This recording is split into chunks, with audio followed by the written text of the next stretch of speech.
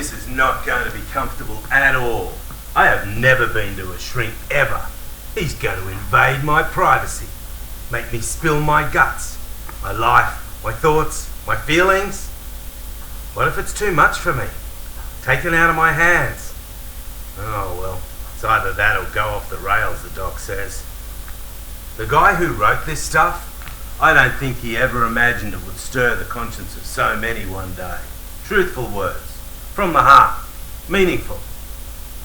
I never met the bloke, but here in these books is a man of substance, prepared to fight for his homeland to keep it safe from us.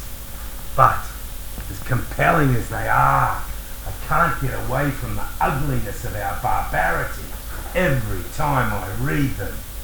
We are marauders, driven by a desire to impose our will with violence. Oh God, the part I played in what we did to his country. My fingerprints lurk alongside those of the bastards responsible for the carnage. The images, the terrifying, horrifying images, assaulting me night and day. They rip apart my peace of mind. Mate, you and I were just ordinary blokes, living our lives in different lands without a trace of enmity for each other. Until we were turned into foes by those who proclaimed we had the right to smash down your fences. Did they ever find you? No? A large part of me wants to believe you live, but in my heart of hearts I know you sacrificed your life for your beliefs. Were you ever discovered, or are you an abandoned spirit? Will these help take you home? Good morning, Mr. Marshall Kaweed. Marsh Kolkovid. Tom Marsh Kolkovid. Kaweed. Marsh Kolkovid. South African surname, is it? Dutch. My parents moved to Australia when I was 8. Uh-huh. I'm Dr. Phillips. Okay, let's see now. So you've been referred to me by your GP. Yes. Dr. Evans, Department of Veteran Affairs. And Veterans Affairs would like me to look into certain issues that concern you. Beg your pardon. Sorry, Doc. My hearing's a bit dodgy. Yes, of course it will. Why did the doctor advise you to see me? I may have PSDT or something. PTSD. PTSD, right. Yeah. Post-traumatic stress disorder. Did Dr. Evans discuss it with you? Only briefly. He mentioned something about anxiety linked to trauma and suggested it would be best if I speak to a psychiatrist, to you. Well, yeah, he's not wrong. Complications normally arise as a result of unfortunate experiences, but that doesn't mean an intervention of professionals is crucial to prevent the condition from worsening. Now then, let's see what's going on with you, Mr. Marshall. Marsh Kolkovid. Marshall Kolkovid. Close enough. So, what's going on? I'm worried about, mental pressure that's been disturbing me for some time. Yes, the thing is the mind can get a bit wobbly as a result of unfortunate experiences, causing symptoms like anxiety. That doesn't mean it can't be controlled. Now then, this first session we'll try to establish some basic facts about your condition. Okay mate, just a broad chat to help me pinpoint specific concerns. So, let's see who you are. So you served? In Vietnam. And it says in your file you were there from 68 to 69? That's right. Post at the age of? 20. Married, with children? You're into farming? That's right. I have a small farm. Now, according to Dr. Evans' notes, you've been experiencing pain. Pain? Yes. Muscular pain in my arms and legs, plus headaches and backache. He felt there was maybe a link with PTSD. A possible link, he said. Uh-huh. When did the pain begin? Do you remember? I can't put an exact date on it. A few years ago. So it wasn't there right at the start when you were young, shortly after you came home? No. It sort of developed when I was 30-something. What's taken you so long to get it checked out? Well, I thought it would, go away. Painkillers helped. Should have come right at the start. We'd have put measures in place then. It would make things much easier for you today. But anyway, that's history. Okay, I'd say Vietnam-related issues, lurking behind your condition, have been multiplying over the years. So let's address them, shall we? Address my background stuff? Yes, the events leading up to your trauma, your innermost thoughts and feelings related to them. What are the steps involved? It's quite straightforward, really. You describe what happens, I analyse, and I advise. Look, Doc, I'm not comfortable talking about my experiences. You've never chatted about them with your family and friends? Family? With my wife when I feel I need to. But otherwise, no. But what about friends? You must have friends. Here it comes. Again. Surround yourself with people. Join the mainstream. I have some friends. Some? What? 10? 20? A few I get along well with. Good mates. Small circle of friends then. Well, I used to have many friends, but turned out that a number of them were judgmental. Judgmental as in? They said I was belly aching about Vietnam. Maybe you misread them. No. Pretending. Exaggerating my anxiety. According to some, whackers. Perhaps best not to let people like that get to you. They're in a minority. What about neighbours? Do you contact them? Only if I have to. They tend to sticky beak their way into my life. Neighbours? A shortcut to needless entanglement. Best to keep things uncluttered. Get home, brief glance, say hi, get inside, shut the door. Stay on my side of the fence. Stay detached. We breathe easy when we breathe alone. There must be some neighbourliness, surely, some bonding between people living close to each other. Well, we greet each other occasionally, but I don't really need anything from them. They're a pain most times, to be quite honest. Do you participate in any group activities? You know, community stuff, clubs, etc.? Institutionalised activities don't appeal to me.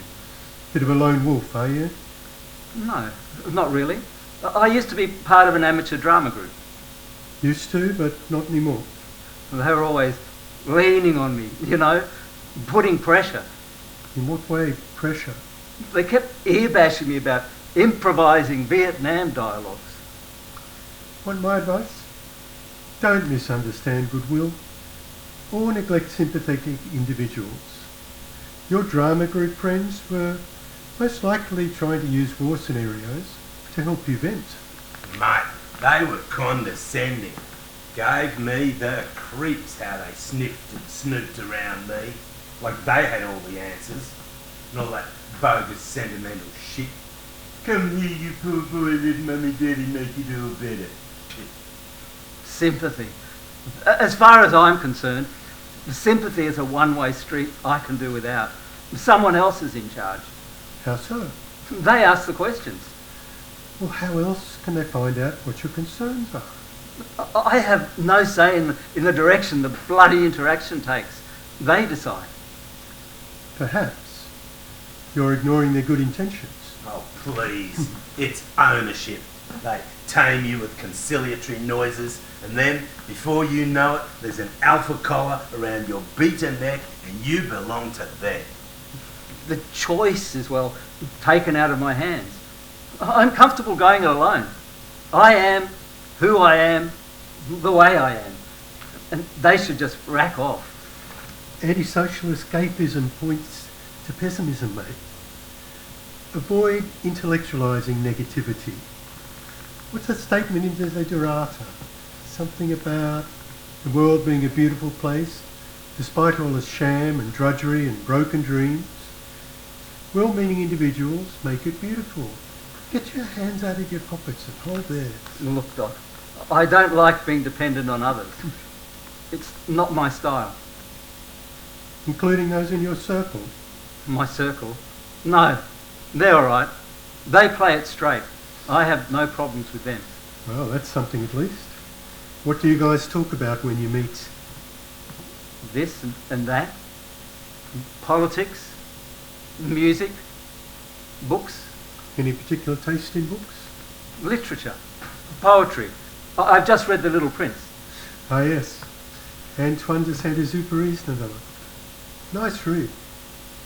Tell me, does Vietnam come up in your meetings? Vietnam? I no, not in depth. Does your group include Vietnam vets? A couple. But I generally avoid vets. You do? Why? We just have different interests, that's all. Different as in? Their conversation tends to revolve around the war. And you'd rather not discuss it with them? Too right. What would you say if I were to tell you that revisiting events, no matter how ghastly, can be a good form of exposure therapy? Look, Doc, I've tried. I don't find it therapeutic. Well, here's the thing. Fractured, jagged recollections that merely cross your mind are purposeless, eh? Instead, you should try to make sense of them. Cross my mind? They're nailed there permanently, mate. Barbed abominations inside my head, persecuting me 24/7. They're there when I wake up, there throughout the day, when I go to bed. I close my eyes and the nightmares begin. The thing is, I'm on the outer. I feel I don't belong. Don't or won't? What do you mean? Well, it's like this. If you avoid talking about it, you're never going to lay the ghost of your past to rest. Maybe you should try meeting a variety of people. Have a drink or two with them at your local pub. Join the fellowship, the esprit de corps. I don't drink. Oh, you don't? I don't. I never have. All the bogans do is get plastered and mouth off about the Nam with their fangs out. Loud, aggressive stretcher cases who drink themselves blind. I don't want to associate with them, nor do I want to be anywhere near junkie freaks drugged up to their tattoos and ponytails. Drongos on fat wheels. You could always have an OJ or something. Jingoistic bullshit artists? No, never. Teetotaler, huh? Still, I would like you to consider expanding your circle. As long as it doesn't include them. Fair enough. What about me? You okay airing your problems with me? God, I knew this would happen when Evan suggested I see a shrink. He's going to drag me out into the light, dig and scrape and open old wounds. My soul on public display. Let me put it this way. Sometimes an old plaster just needs to be ripped off for the wound underneath to be treated effectively. Look, Doc, you've probably already sussed out. I'm a very private person. I told Dr. Evans I wasn't comfortable talking about some things. Here's another piece of advice. Don't let your concerns fester. To get to PTSD, we have to dig deep, really deep. No point in just scratching around on the surface, because the surface will scratch right back eventually, believe me, with sharp claws. The more one opens up, the more the world stigmatises, criticises and embarrasses, doesn't it? What, should I walk the streets with a sandwich board on me that says I have PTSD on it?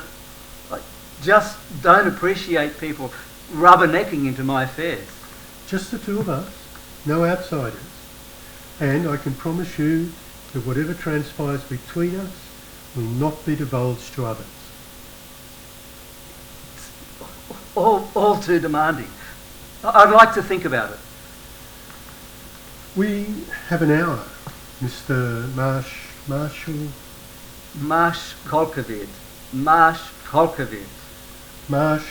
Marshall. May I call you Tom? Sure. Okay. Tom, we have an hour in which to lay the foundation for future sessions, so let's use the time productively, shall we? Time is hell, and hell is forever, Doc. You can't see it, certainly not on that timepiece, but time scorches everything. I just want to be normal. ASAP. We'll see how it goes and we'll try and get you there. But you need to be involved. Teamwork. Eyes on the ball. And remember, this is a safe space. So what? We just talk. Just the two of us. No judgments. Absolutely. One-on-one. Heck, it'll be difficult. But, okay, I'll give it a go. Good. Let me get you something.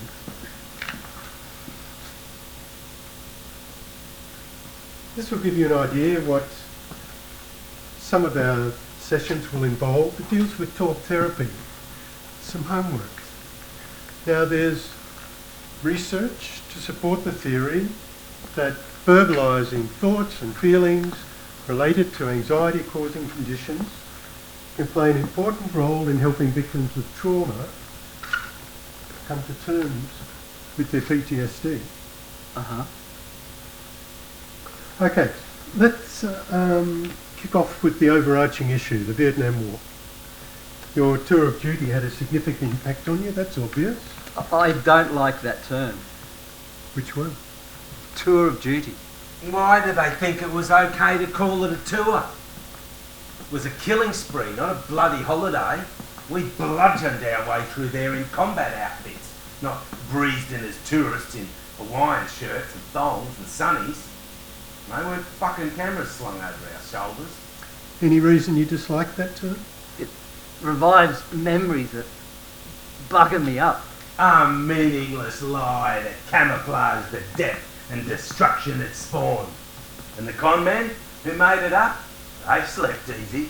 They didn't give a damn that the order to kill, regardless of whether innocent women and children were collateral, was forced upon us.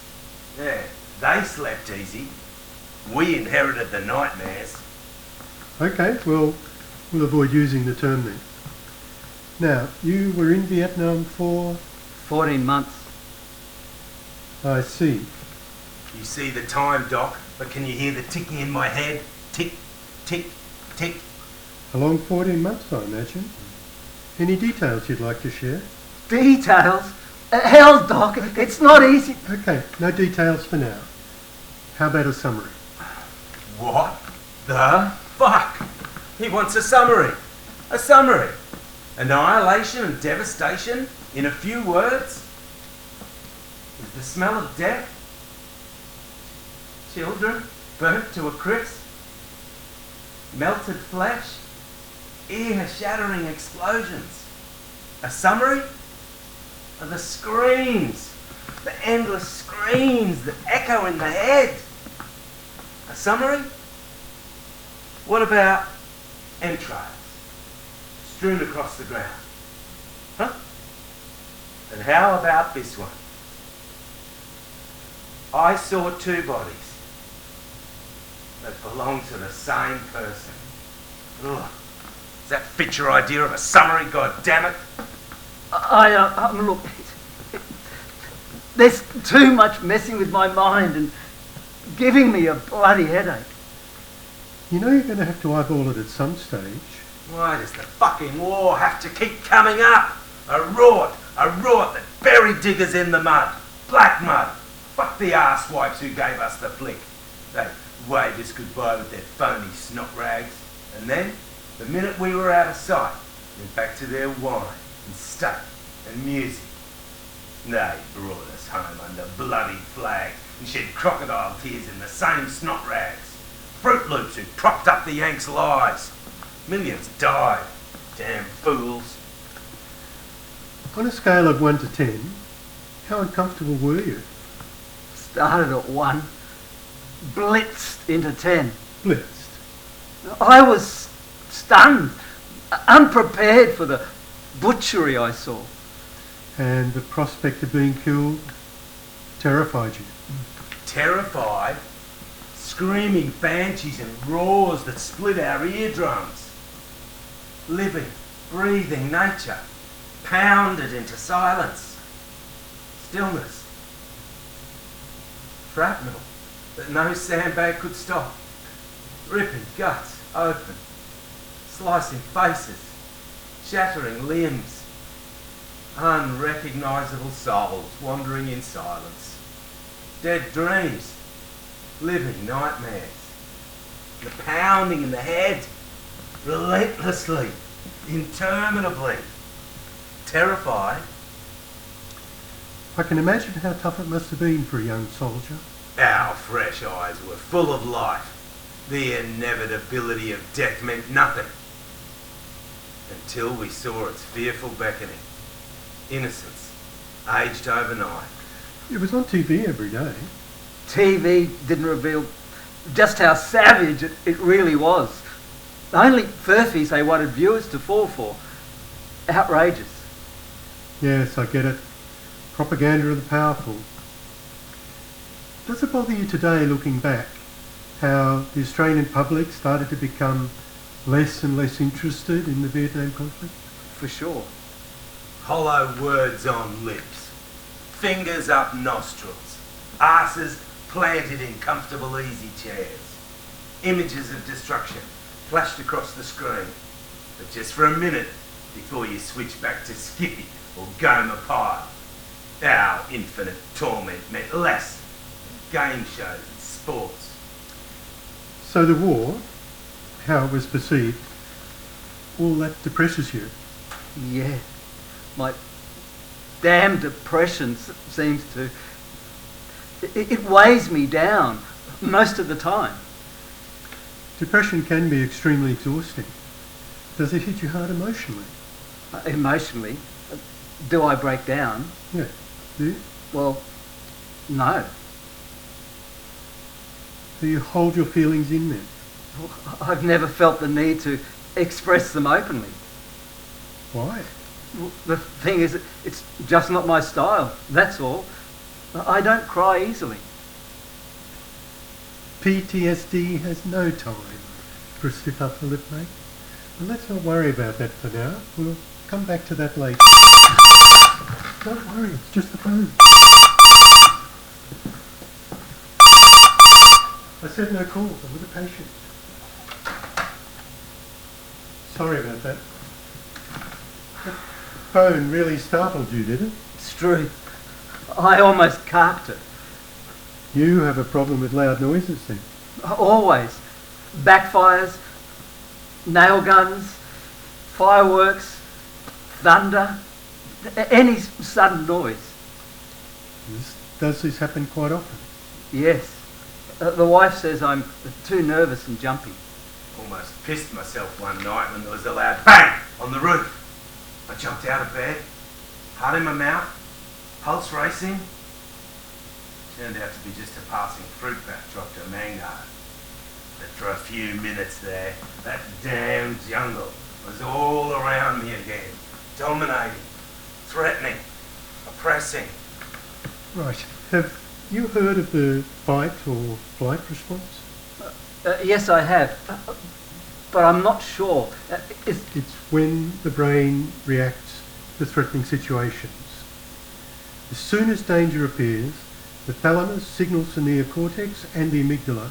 The amygdala immediately initiate the fight or flight response, which results in the secretion of stress hormones like adrenaline and cortisol. What? In simple terms, threats raise our stress, our anxiety levels, and we respond by either fighting back or fleeing.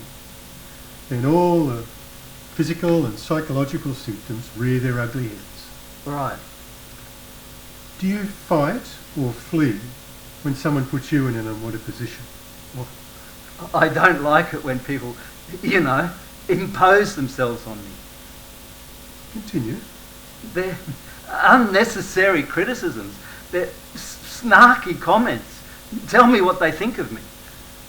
So there's a sense of victimisation or persecution. Well, yeah, something like that. Bloody irritating. So how do you respond in such situations? Do you try to rationalise with them or confront them? It's a waste of my time. I walk away before things get out of control. That's flight. It could be that you're uncertain of your ability to handle the confrontation. Between 1 and 10, where would you put your belief in yourself when these things happen? I can't say. But they piss me off when they have fun making me feel small. You feel irrelevant.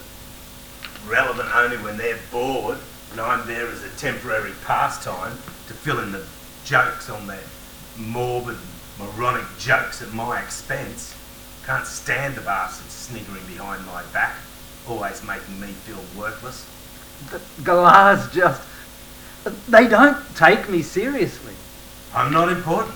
They drift in and out of their interactions with me, listening, then moving on to someone or something else, letting me in, fading me out. It's like I'm not there at all, just an occasional ghost, invisible. I'm among people, but I may as well be in the desert. I'm all alone. What role does Vietnam play in your self-esteem issues? My self-esteem? Well, I'm not proud of what happened there. Uh-huh. The thing is, I feel substandard, you know. Each time my mind dwells on the god-awful things I saw and did.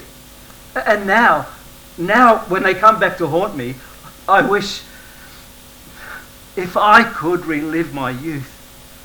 Shit! I'm not getting anywhere. Don't give up. Just believe in yourself and let me help you sort things out. The stress just goes on and on. Life's hell. Just keep these 4 words in mind. Patience, trust, support, determination. P for patience, T for trust, S support, D determination. PTSD. Yeah, right, mate. PTSD is P-I-T-A. Pain in the arse. Sounds like a bloody long process. I don't know if I can, go the distance. Isn't there some other way of doing it? None that I'm aware of. There's no magic wand that'll make PTSD just disappear. So you're saying it's never going away. I'm stuck with it. Well, it's possible to control. But there's no cure for it. There's lots of research going on, but Can right it now... be cured? Look, there are various medications, antidepressants, to help control symptoms like anxiety, but I'd be lying to you if I were to tell you that they're side effect free. I always recommend psychotherapy. How does it work? Psychotherapy. Starts with facing the truth, accepting certain realities. It's not a lengthy process, is it? It'll take as long as it takes. How long? Weeks? Months? Years? Slow and steady, mate. Slow and steady. One step at a time. Shit. It's one step too many. I don't have the patience. Yeah, I can sense your tension's rising. Your arm hurts, does it? On a scale of 1 to 10. 10. You really are. Walking a tightrope, aren't you? Tightrope. Yeah. You know, ideally, the rope should be as close to the ground as possible. Kind of a truce between danger and safety. No peace. No truce.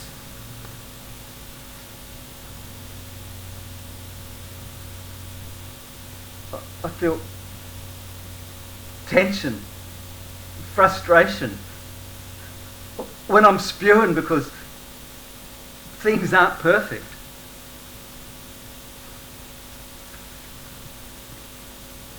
Have there been times when you felt like hitting out? Becoming violent. Yes. Have you? Well, sometimes I crack the shits, but no. I'm assertive with my family, yes. That's because I care for them. I want to protect them. Danger lurks everywhere. If I don't prevent it, no one will. Are there times when you express it other ways, verbally or psychologically? Occasionally I say unkind things to my family. I'm aware I'm hurting them, but I just can't stop myself. The devil has a place reserved in hell for me, for sure. The way I treat my wife and kids, screaming at them in the foulest of language, threatening them, intimidating them. But after I've slammed the door, I stand alone, confused, unable to explain what just happened. What about when your anger goes like really crazy? I curse, punch the wall, slam my palm in the steering wheel, fling objects, stuff like that.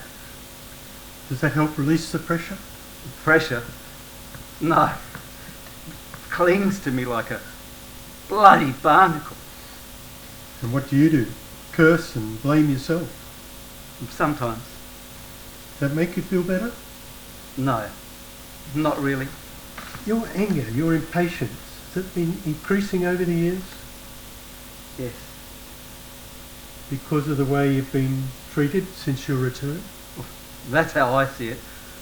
We've been renegated to bloody non-entities. And whom do you blame? The damn leaders who sent us there. We were mere asterisks. Why asterisks? We were their camouflage. Did their dirty work for them. Oh, they fucking took it out on us. Jumbucks ordered to put our heads up where the bullets flew. Flies given the great Aussie salute when they were done with us. Lest we forget. What a freaking sham. Dragged out once a year with all the bloody hoopla. Stiff bones, stiff uniforms, medals forged in the flames of deception. And then, we will remember them. Why will remember? Why not we remember them? No! Slam them back in the closet until we have to drag them out again next year and do it all over again. Remembrance Day bullshit. I see. What else bothers you? Sleep. I don't get much sleep. Barely 2 to 3 hours most nights. I just toss and turn in bed at night with disjointed thoughts spinning remorselessly.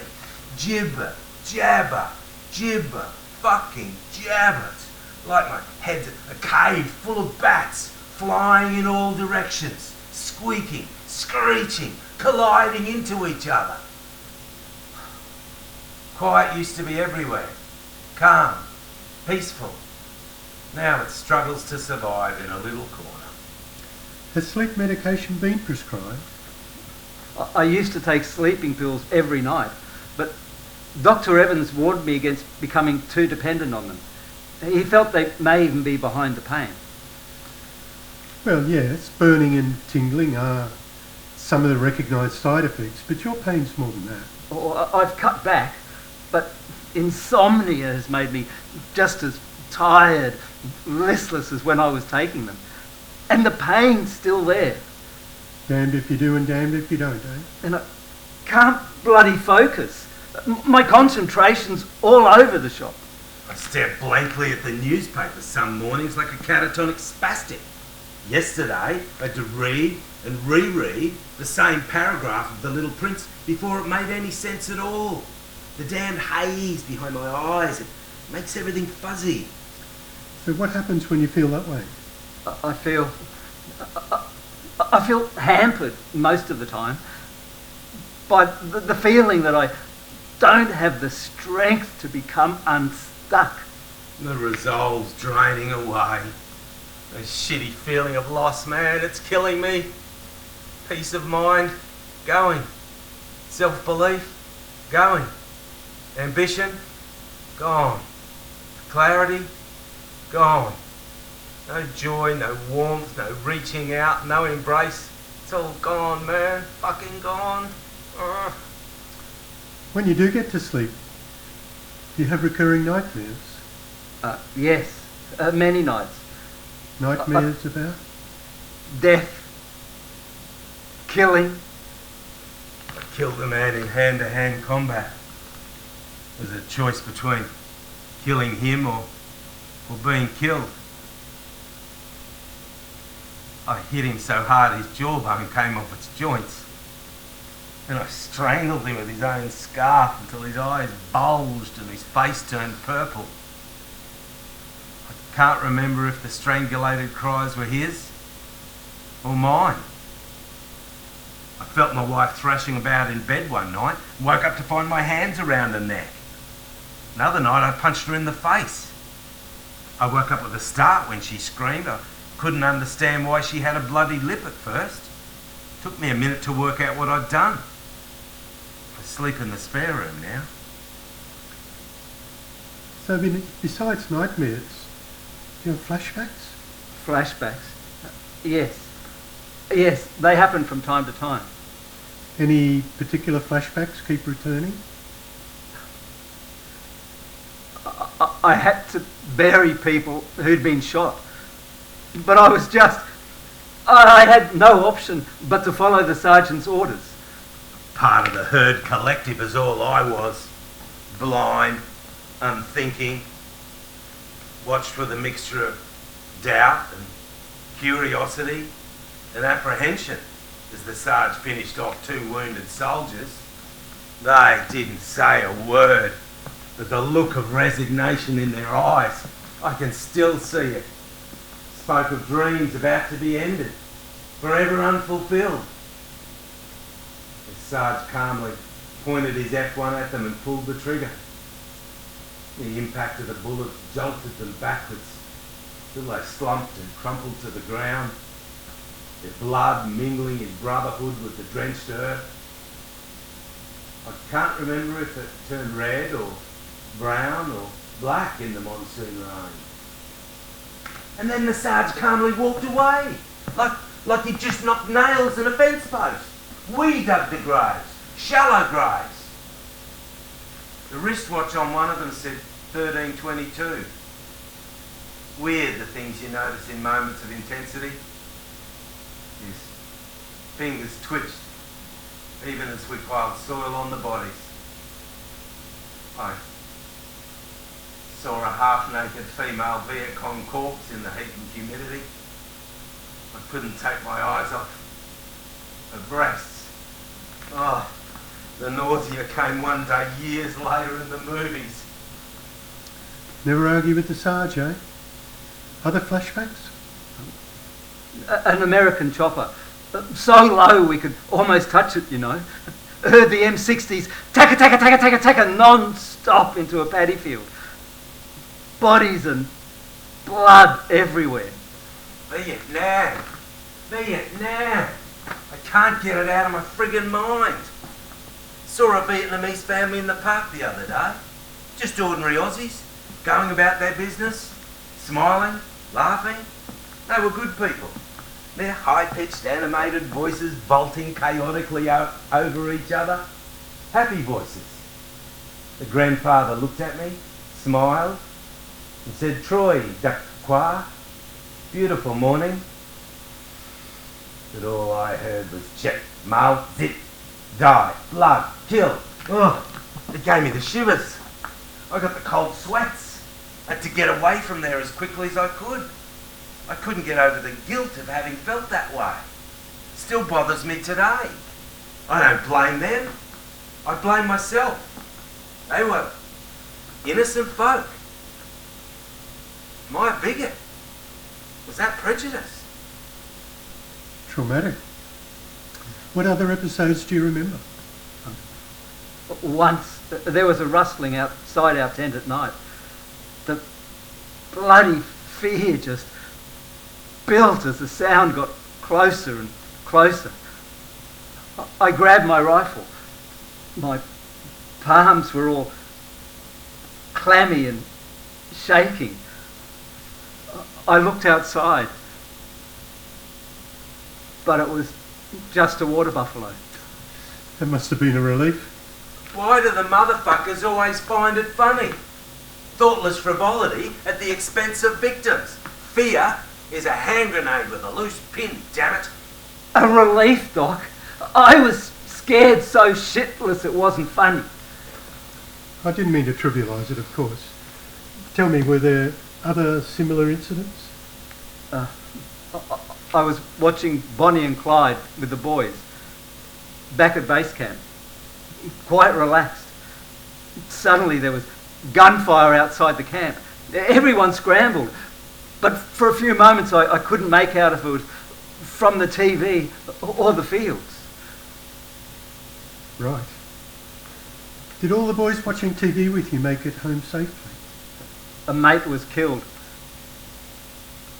Another tortured. Lost a good mate to sniper fire. Dave. A pink mist where his head exploded. Just like that. And Ben, captured while on sniper detail down near the Mekong. His spotter was shot right before his eyes. They were good mates. Like brothers, Ben said. The anniversary of his execution still brings tears to his eyes. The torture though. They held him down and pulled out his teeth with pliers. Bayonet in the back. Cigarette burns on his arms. They jammed a chopstick in his foot. Ben just wanted to die. The pain was that bad. Passing chopper saved him. The Viet Cong scattered and he managed to roll into the river. Half swam, half drifted his way back to safety. That's terrible. You must have feared suffering a similar fate. Of course, yes. I dreaded the thought that every day might be my last. Oh, the tension in every jungle operation when each tentative step could have been it. There was no courage, just heart-pumping fear. The snipers, the terrifying booby traps, bamboo spikes that whipped into chests, concealed grenades, spikes in camouflaged pits. Oh, the intensity, the fucking intensity. So, nightmares, flashbacks. What about memory lapses? Do they happen? They do. There are times when I bloody forget stuff. The ghastly sights and sounds never leave me. But when? Day? Night? The blinding roar, the ringing in the ears, rotting corpses. Where was that? In the fields? In the jungle? Who was I with? What did I do before the battles? What did I do after? Oh, fuck that. There's something I have to do tomorrow related to the Little Prince. What is it, god damn it? The author's name is something to something. Oh, shit.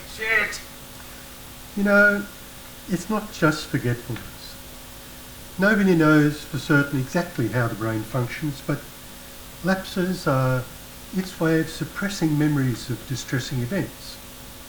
Though that can lead to confusion regarding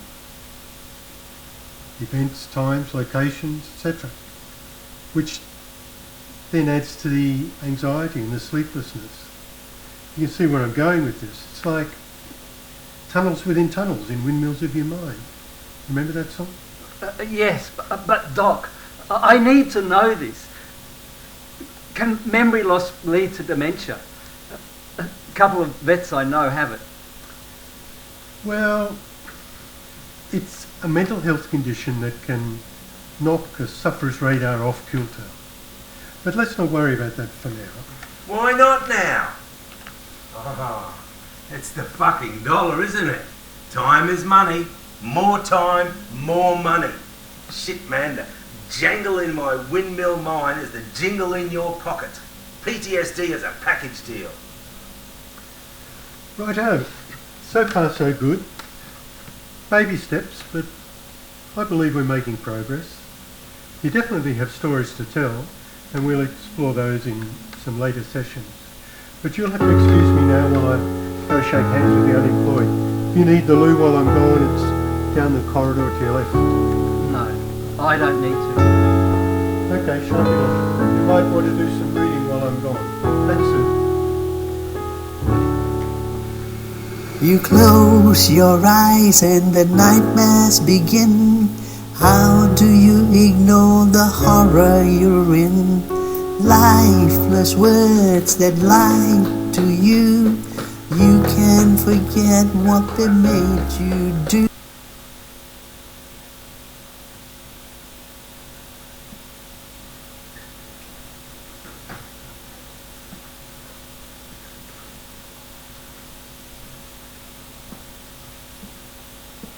So, how are we going so far? You finding our chat helpful? Okay, I guess. Good. Now, I'd like to go back to something we talked about right at the beginning. You said you don't get emotional when things go south. So how do you handle depression? I compartmentalise. Compartmentalise, so anguish stays in its own box. You could say that. It helps me stay in control. You don't have to control sadness, mate. Just let go. Crying's as natural as breathing or laughing, don't you agree? Breathing. Laughing's fun. Tears, not so much. So I take it therefore you're okay with tears as long as no one's watching. Oh, yes, more or less. So what do you feel when someone breaks down in public? Damned uncomfortable. Edgy. I find it difficult to sympathise. So exhibitions of laughing and crying aren't the same then? Well, no.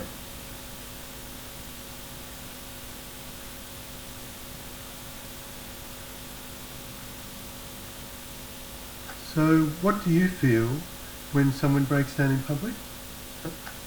Damned uncomfortable. Where's the dignity? Where's the resolve? Go home. Cry on your own shoulder. Toughen up, man. Is it a gender thing, do you think? Gender? Well, men and women are different. It's biology, right? Are males who cry effeminate in your opinion? Well, I think some of us need to be emotionally stronger. Don't you? Men who have no self-respect. Wusses who buckle under pressure and wallow in their own tears are a bloody disgrace. Let them go home and bawl their eyes out, the spineless wimps. Go on, give the namby-pambies tissues and watch their makeup run. And by the way, don't forget the pink fishnet stockings. So when the going gets tough, some find it rough. Is that how you see life? Well, I believe most guys handle pressure better than the ladies. But many women say they find crying therapeutic. It helps them offload stress. You might even say they cry their way to a longer life. Life is crap, and Sheilas are welcome to it. They can spend their days weeping in their dainty little hankies for all I care. Mine is for wiping the sweat off my brow. If you ask me, I think tears diminish men. Would you say that's the root of the problem? I know what you're pushing, mate. Make me feel guilty, right? About men not crying? If I say crying is for the weak, you'll label it a male mantra. No way will you convince me it's okay for big boys to cry whenever. Tears are for the tame. A real man shoves them down in his rucksack and faces the world, not blubber and howl and let others think less of him. So what if it's social conditioning? That's the way it is. I think blokes have a natural resistance to tears that women don't. I read something about self-pitying men, how their whinging and crying betrays their gender. No one looks up to them. Verbal diarrhoea, some might say. And some ignore their own mental constipation. Let's put it this way. Crying's like taking a dump. When you have to go, you have to go. Mate, we can't stop the arse from getting wet, but we sure as hell can keep the eyes dry. Come on, Doc. We don't dump in public. You know that. Well, no, of course not, but you get my point. Anyway, there's some useful info I'd like you to read. More homework. Uh-huh. It's a list of the benefits of emotional tears. Now there's info there on the cathartic value of crying and how it helps to relieve stress by eliminating hormones and toxins, restores emotional balance, normalises heartbeat, improves breathing, etc. Uh-huh. Any burning questions at this point? What's the worst case PTSD scenario? Well, in all honesty, if not checked, depression can lead to damage and self-harm. Like suicide? Not an hour. It's happened, Doc. Blokes I knew topped themselves. Joe hanged himself in his one bedder. Took days for the neighbours to notice the smell. Jack let the Pacific swallow him up one night. Left his uniform, medals and all, on a coat hanger hanging on a dead tree branch. Ollie walked in front of a speeding truck. Tim jumped. Murray, sleeping tablets. The wisest of the lot. I wish I'd had a chance to give him back his copy of The Little Prince before he went to sleep. Don't even think of suicide. It'll only mess with your head even further. Just that I feel this damn bleakness and tension each time the idea appears. Ever turn to God for help? God? God is a shadow behind me. Your shadow? Not mine. No. It appears from time to time. When does it appear? When things don't work out and the minutes drag by. So you believe in God? God is my conscience. Not a very benign God. What about meditation? Have you tried meditation? Well, yes, for calmness and focus. Something you picked up in Vietnam, I presume. Bugger me. You make it sound like a disease. Vietnam roast. Jeez. Stuff the meditation, mate. Bring on the medication. No, just breathing techniques. Every day? No, occasionally. It works sometimes and does nothing at other times. There's no uniform effect. Talking of uniform, what did your army togs represent to you? A source of regret. Not a symbol of unity, togetherness, service, discipline? What I thought was dignity was disgrace. I see. What else comes to mind? Guilt. Shame. Stupidity made me what I am today.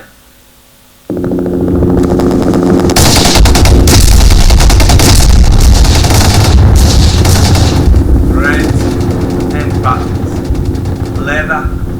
Bullshit medals. Masking our nakedness. Speaking to falsehood. What glory is there in hostility? Where's the nobility in murder? Cloaks of death, soaked in fucking tears, and blood that wear us out, and weigh us down. Do you think the Australian public appreciated what the uniform stood for during the Vietnam conflict? Rubbish! It was the opposite. And this lack of respect flowed over to their negative attitude to the war and to veterans, you believe? Yeah, we were garbage to them. What else comes to mind? No, that's it. There's nothing more I can think of I'd like to say about it. Death in every stitch.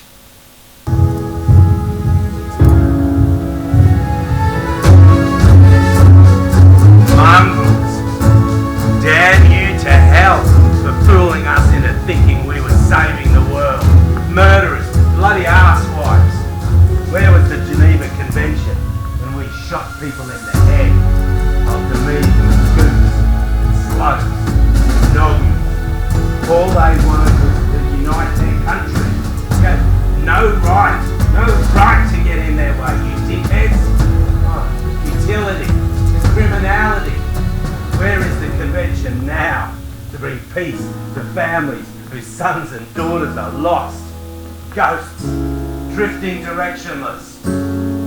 You flew us there, dropped us off, put death machines in our hands, and instructed us to kill without a second thought for what it was doing to our humanity. Your fake sympathy. We got home, patting us on the head like we just grazed our knees, made you want to throw up. All your bullshit speeches about honour, our concern with honour my ass. Where was your honour? You dropped us like a sack of potatoes upon our return and expected us to carry on as if nothing had ever happened. You chewed us up, spat us out, and left us defenceless. Nobody to you didn't need anymore when you were done with your gratuitous blood spilling. It didn't bother you that what was once familiar and accepting was now alien? We have been spat on, insulted, ignored.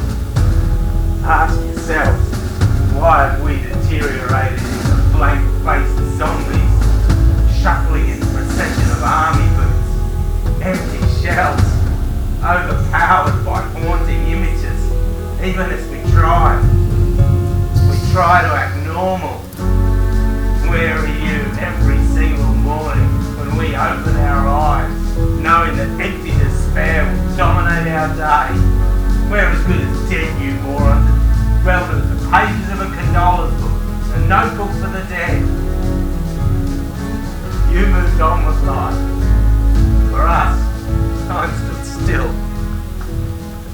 Damned uniform. Makes my blood boil talking about it. It's okay, no worries. We don't have to discuss it if you're not comfortable.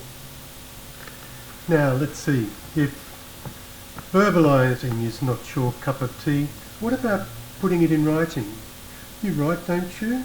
Putting your thoughts on paper, those notebooks? Journal and poems.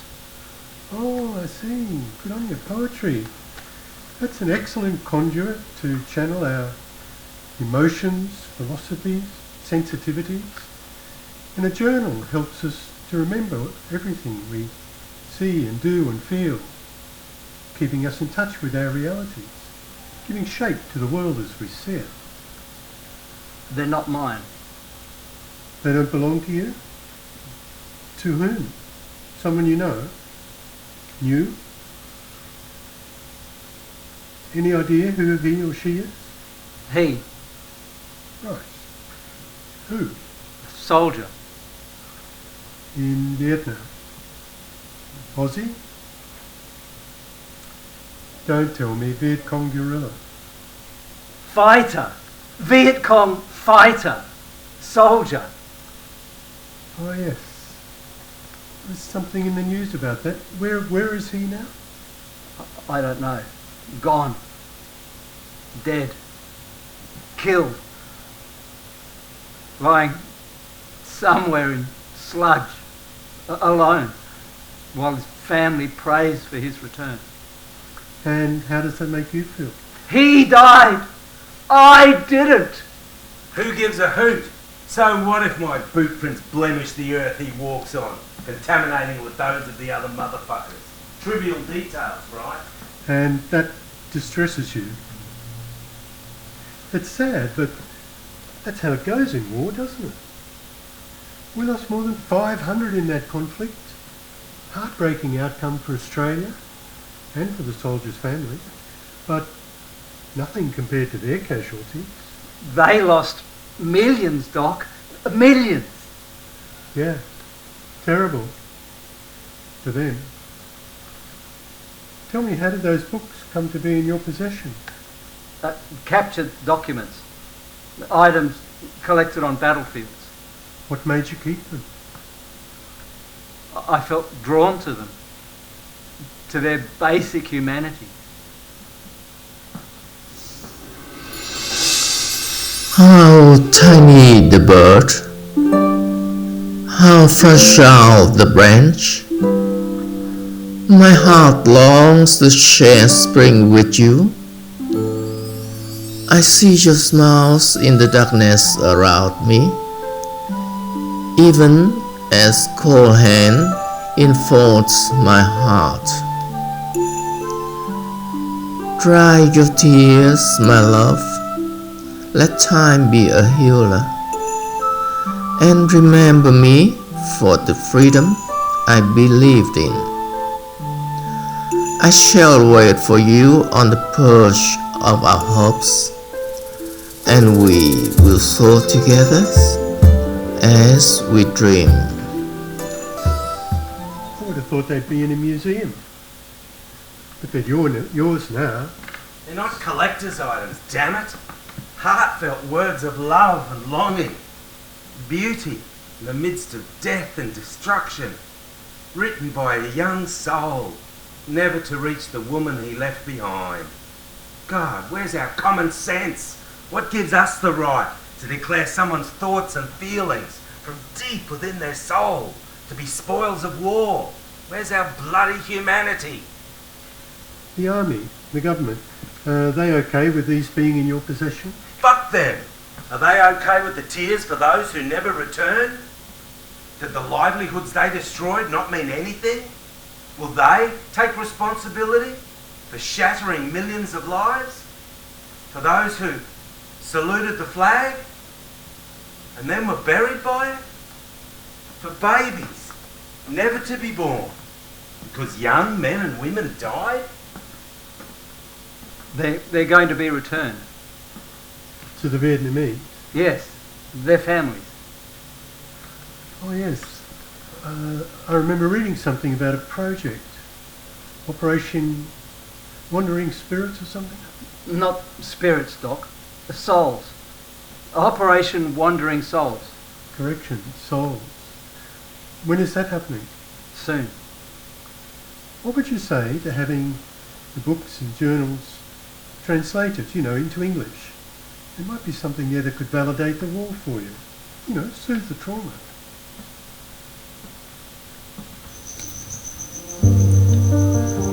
Woke up 3 a.m. today. Took over guard duty. The night is so quiet and warming. All is calm. No bombs or bullets. No napalm. No melted flesh. No mouth. How long will this last? Lost while and how today? What am I going to tell their parents? At least they have their remains to pay their last respects to. So many more lying in the wilderness. What were their last thoughts as the soul left them? Will their ghosts ever find peace? Couldn't locate their bodies? Their families won't be able to say their goodbyes. No funeral services. Must try to avoid the same for myself.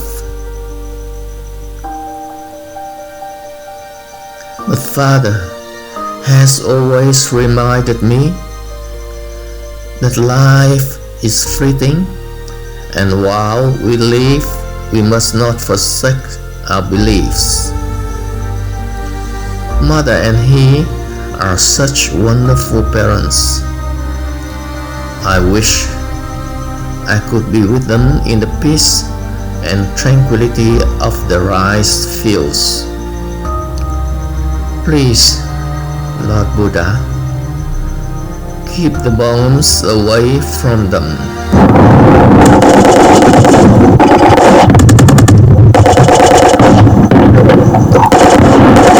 And it begins again. How many more Huangs and Haos will not see the morning sun today? Have to think straight and stay alert. Be prepared for action at any moment. If you wish, I could find a translator to help you rewrite those into English. We might even get them published. I'm sure the world would appreciate an insight into the thoughts of those guerrilla fighters from 25 years ago, don't you think? They might even become bestsellers. Why would I do that? Well, think of it as a centering exercise. By focusing on a meaningful task, you'll find yourself gradually and subconsciously, maybe even unconsciously, paying less and less attention to negative thoughts and feelings, and your thinking will become more grounded.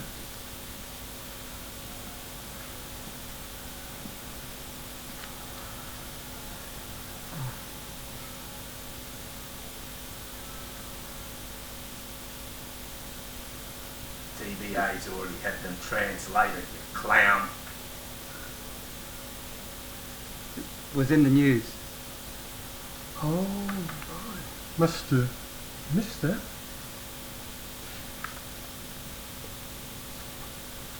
Oh yeah, and it says here that the Vietnamese helped retrieve remains from 6 Aussie soldiers. Yes. 4 Army, 2 Air Force. They were the last to arrive home. And the Vietnamese are still looking for missing personnel. Around 300,000. Yes. So this Operation Wandering Souls is a reciprocal gesture. A gesture? A gesture's only a surface token. So not just give and take? No, it's not just give and take. Government bloody manuals might call it returning the favour, but to us, it's trying to right a mountain of wrongs. It's a passage to the, I don't know, the depths of the human psyche. To give hope, provide closure. At some point this bloody uncertainty must end. Yes, I get it. So, quite a few items then returning to Vietnam, including some from New Zealand. Yes. Notebooks, drawings, photos, a wedding ring, a watch. Still ticking? Ticking. No. Cracked glass. Brown stains on its face. Blood. What's the point of returning it then? Shows the time of death.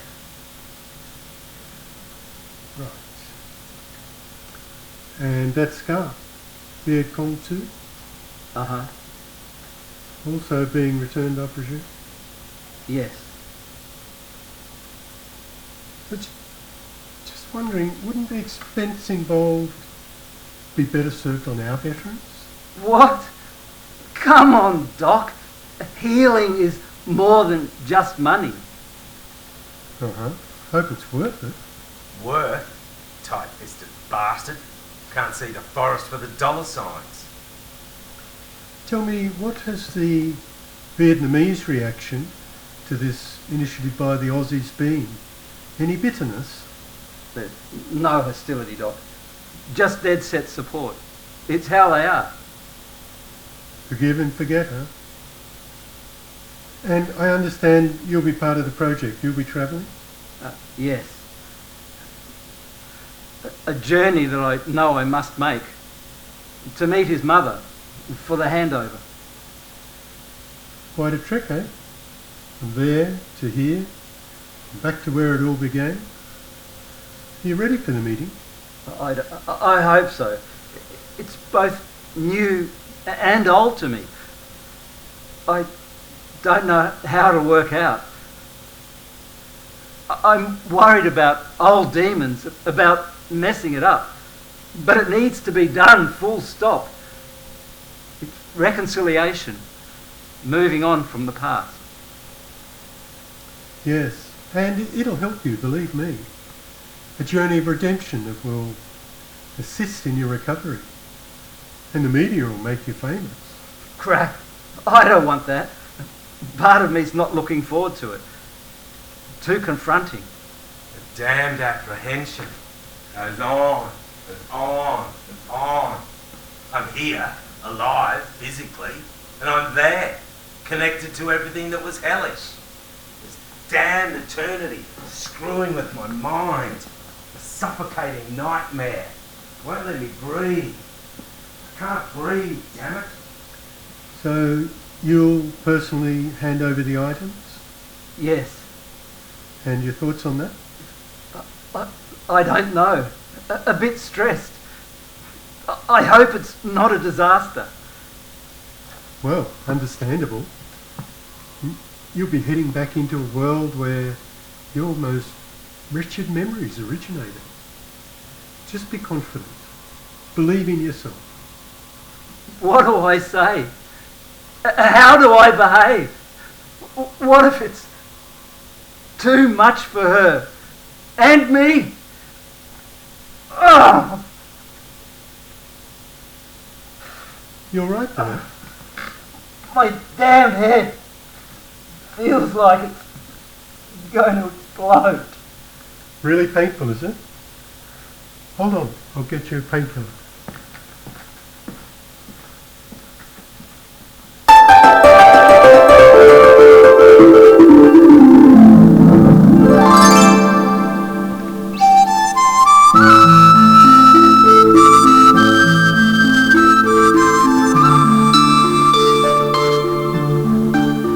I've been running on empty for a long time, just like you.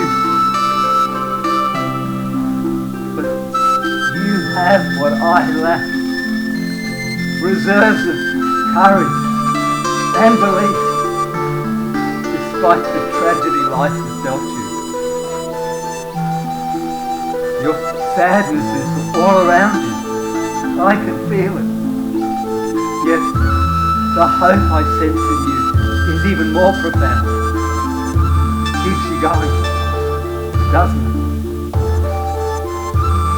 Your faith in humanity has given you the courage to face the world, hasn't it? I wish I had the guts to do the same. But no, all I've done is slink under a crumbling rock pile where the sun never shines, paralysed, impotent in the face of its silence and desolation. Get help, they said. Let us guide you out and turn these rocks into a building, a haven of protection and well-being. But how? Where is the fortitude of youth?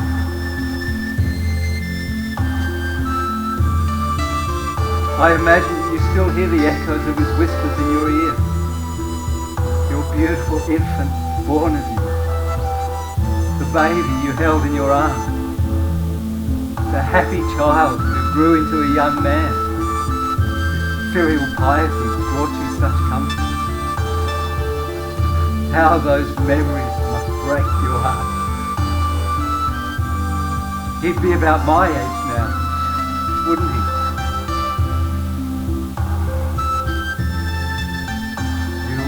Never experienced the joy of seeing him married or of becoming a grandmother through no fault of yours. I wasn't there when it happened, but the cursed trigger, we all pulled it, mindlessly, blindly. He was cruelly snatched from your world, a happy, contented world. Set aflame by us. We made him invisible. But if I had one wish, it would be that you never stop seeing him in your heart.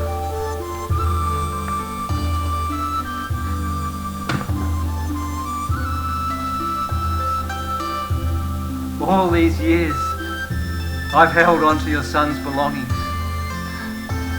I've been run into the ground by guilt-ridden thought. He'll never see his father, see his family, marry the girl he wrote his poetry for, become a father himself. live a rich life and grow old surrounded by his loved ones.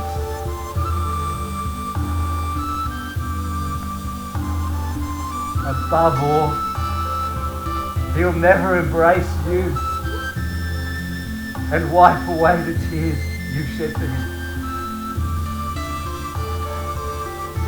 On days when I have visions of you waiting in vain for his return, my self-worth drops to darker depths.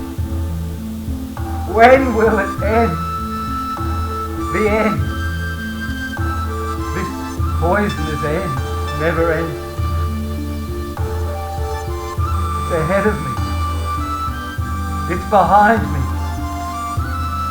And it's staring at me at this very moment. A cosmos of agony.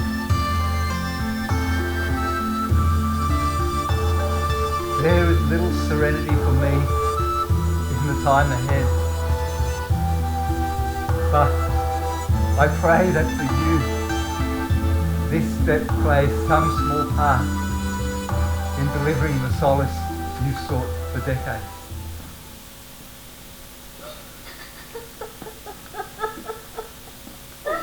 My son! My boy! Mother, I see your face in the darkness surrounding me. My wandering spirit longs for your comforting touch. Please, call out to me. Build a bridge of light for me to reach you. Bring me home. Burn incense at my altar. Give me eternal peace, Mother. My love, the whisper you hear in the butterfly swings is the sorrowful song my yearning soul sings.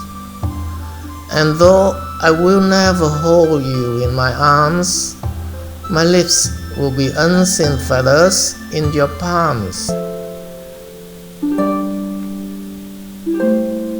There is no sanctuary for a coward like me.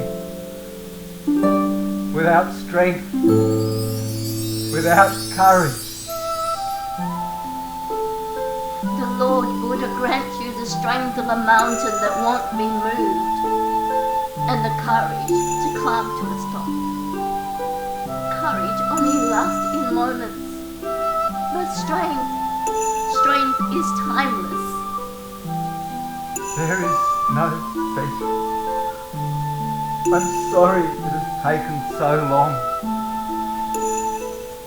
But if this sincere apology can help make amends, a small corner of my heart will find peace.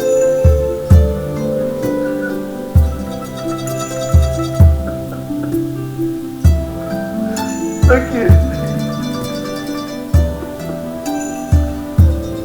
Please forgive me.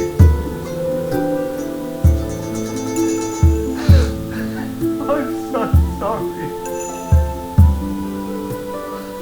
Your son,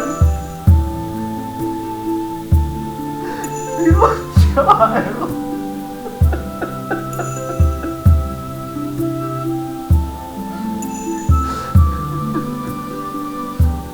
Your tears, they touch my heart. I can see that you have suffered. But suffering is as inevitable as the baby's first tears. There is within you a compassion, a kindness that is as deep as the ocean. May your ocean never empty itself. And may the noble eightfold path forever guide your steps. Let the past stay in the past. Nothing can be done with the hours that have gone. But the hours ahead are your salvation. Embrace them.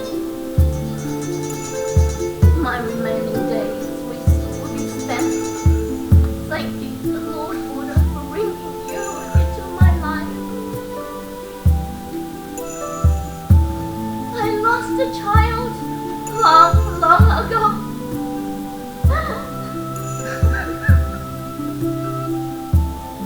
But today I have a new one.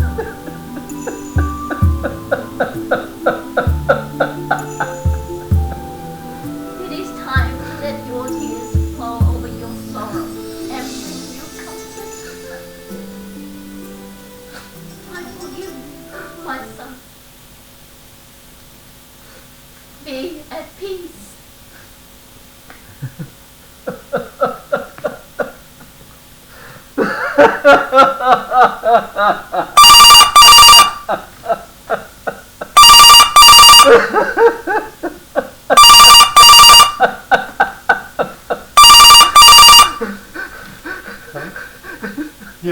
Yeah, it's okay. Yeah, it's time anyway. Hey, this last talk, good start. All good there. You're on the right track. So, here's a prescription for your medication and some painkillers. I've got to dash now. Another appointment. We'll see you next week when we start your psychotherapy. Oh, and don't forget your homework, those pamphlets. Some useful pointers for you to consider. Cheerio. Just a nobody, just a nobody's better. Just a nobody, left defenseless. Unread letters, photos in blood, swallowed by rain, buried in mud.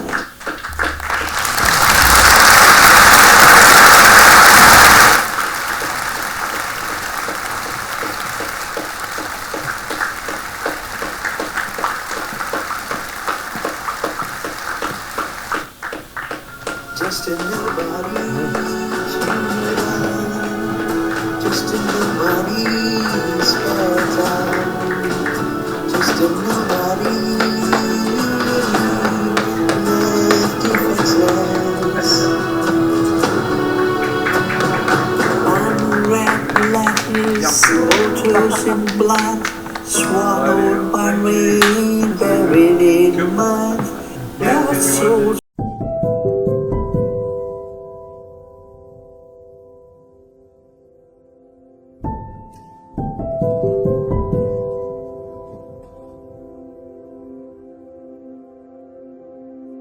Thank you.